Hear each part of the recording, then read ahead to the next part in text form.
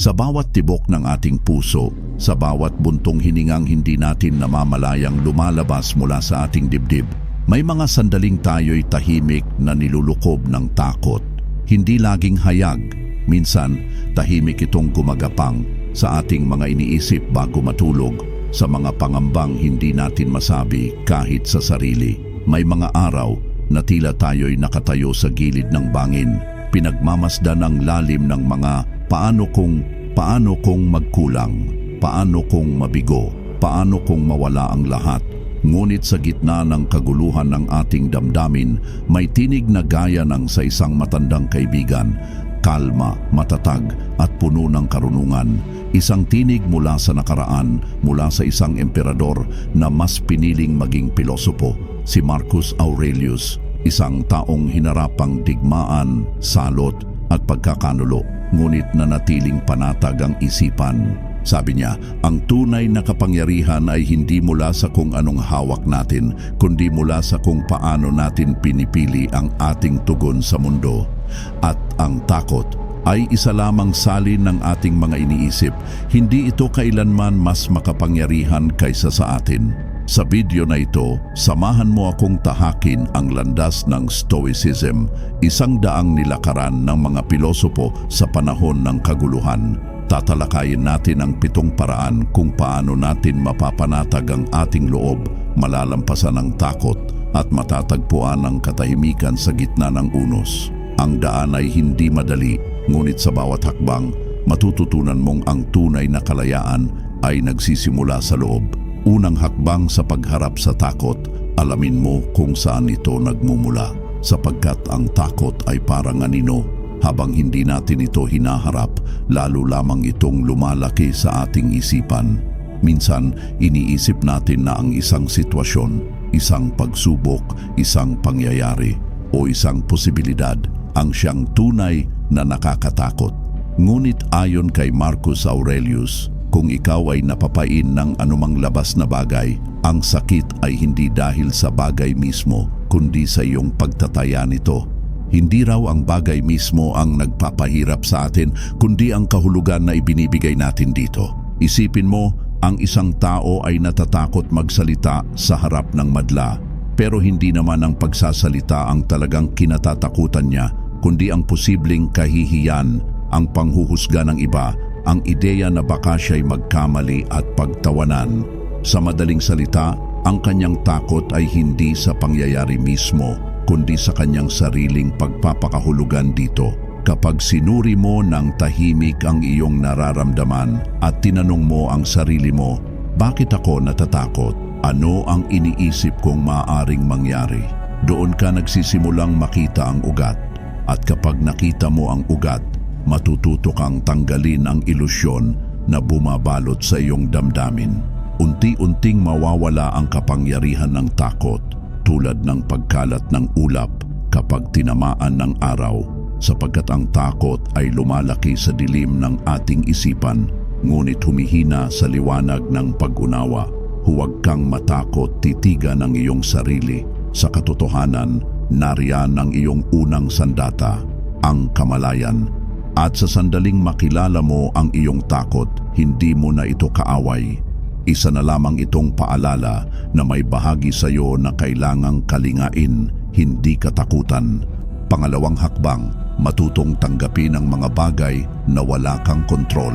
Isa ito sa pinakamahalagang aral ng Stoicism at isa rin sa pinakamahirap sa buhay. Araw-araw hinaharap natin ang daigdig na puno ng pagbabago, kabiguan at hindi inaasahang mga pangyayari. Maaaring hindi umayon ang panahon sa ating plano. Maaaring may mga taong hindi umaayon sa ating inaasahan. Maaaring may mga pagkakataong gaano man tayo magpursige, may mga bagay pa ring hindi natin makakamit. At dito madalas namumuo ang ating galit, takot at pagod. Ngunit sinabi ni Marcus Aurelius, "You have power over your mind, not outside events. Realize this, and you will find strength." Hindi raw natin kayang kontrolin ang mga pangyayari sa ating paligid, ngunit kaya nating panghawakan ang ating isipan, ang ating tugon, ang ating paninindigan. Isipin mo ito, Ang isang bangka ay hindi kayang baguhin ang alon ng dagat, ngunit kaya nitong ayusin ang layag. Kaya nitong magdesisyon kung paano lalakbayin ang unos. Ganon din tayo kapag patuloy nating sinusubukang kontrolin ang mga bagay na likas namang hindi natin saklaw, tulad ng opinyon ng iba, ang desisyon ng ibang tao, ang lagay ng panahon o ang takbo ng lipunan.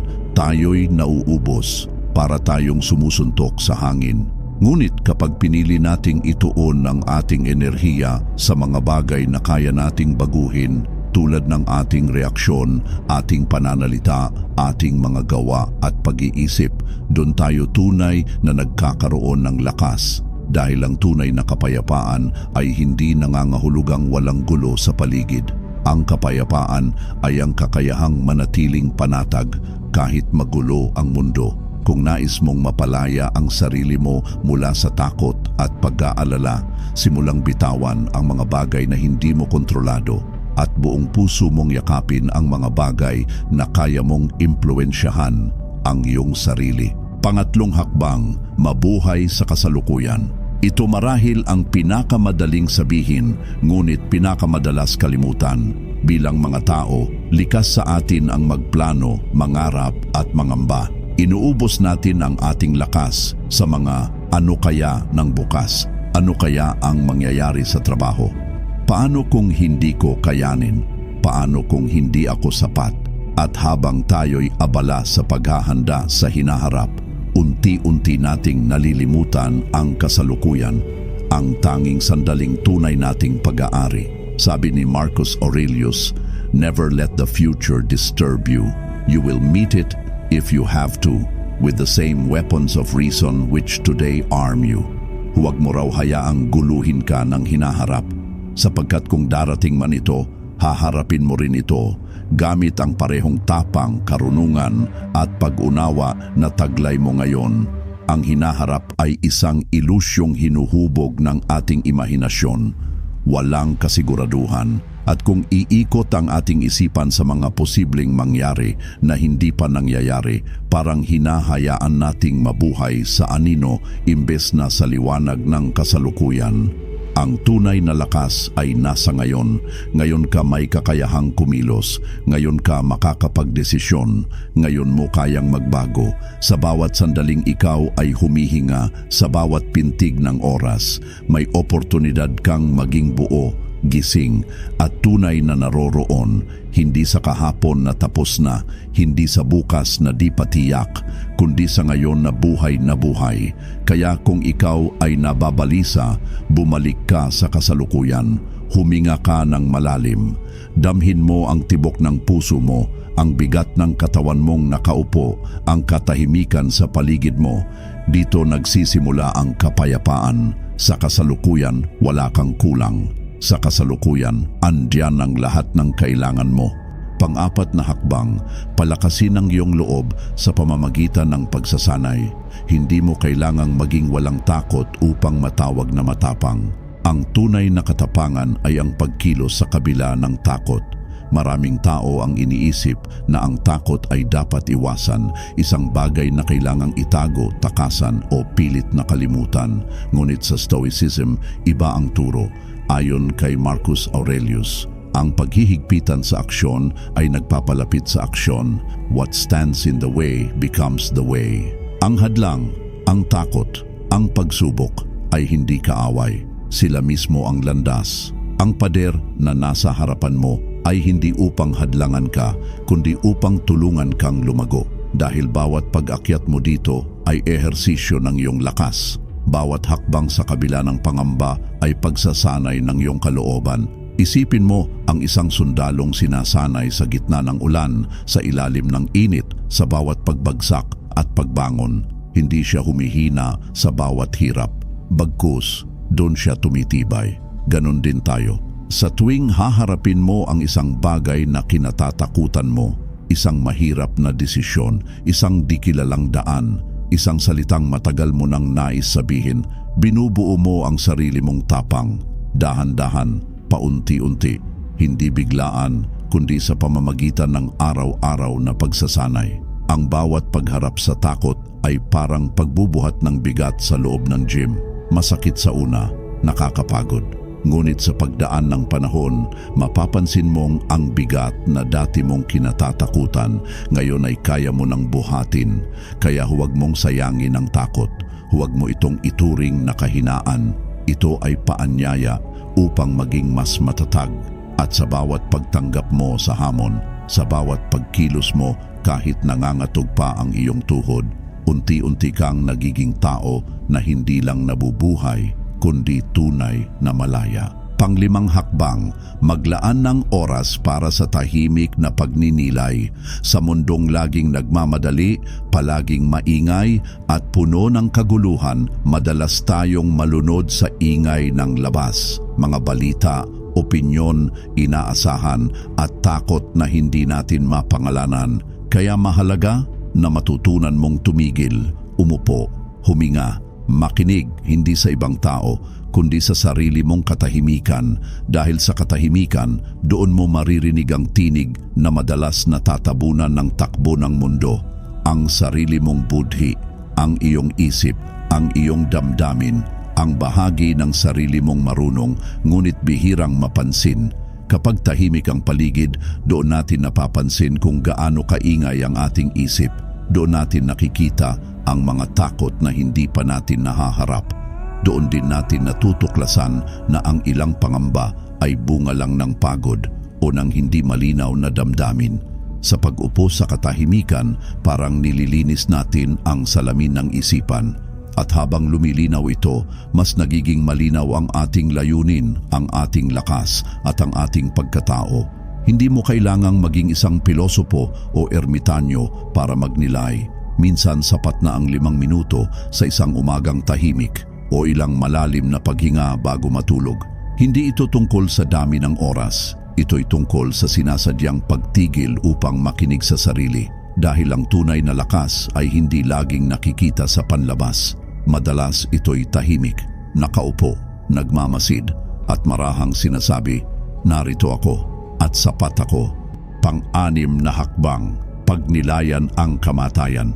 Memento mori. Isang paalala mula sa mga sinaunang Stoic, alalahanin mong ikaw ay mamamatay. Hindi upang takutin ka, hindi upang maging madilim ang iyong pananaw, kundi upang gisingin ka, upang ipaabot sa iyo ang isang simpleng katotohanan na madalas nating kalimutan, na ang oras ay hindi walang hanggan, na bawat araw ay isang biyaya, hindi isang karapatan. Kapag naaalala mong ang bawat paghinga ay maaaring huli, nag-iiba ang iyong pananaw sa buhay.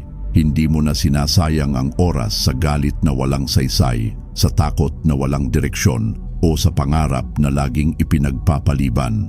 Sa halip, natututo kang pahalagahan ng ngayon, ang halakhak ng isang kaibigan, ang init ng araw sa balat mo, ang pagkakataong magmahal, magsalita at makinig. At sa harap ng kamatayan, ang pinakadakilang hindi natin kontrolado, unti-unting lumiliit ang takot dahil natutunan mong tanggapin ang katapusan bilang bahagi ng kabuuan.